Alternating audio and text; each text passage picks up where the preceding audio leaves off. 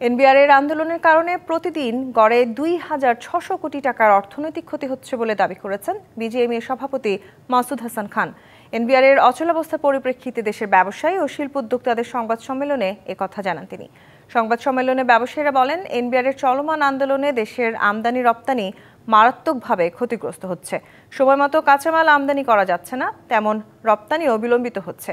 Pick সিজনে নির্ধারিত সময়ে পণ্য রপ্তানি করতে না পারলে নেতিবাচক প্রভাব পড়বে বলেও জানান তারা।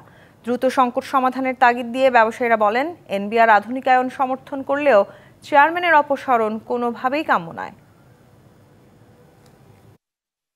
জাতীয় রাজস্ব বোর্ডের চেয়ারম্যানের অপসারণ কোনো মতেই কাম্য নয়।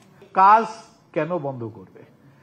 ক্ষতি করে তো আসলে নেগোসিয়েশন করাটা কারোর জন্য কিন্তু যৌক্তিক নয়। সরকারের উচিত এবং ওদেরও উচিত মাথা ঠান্ডা করে come to the negotiation table.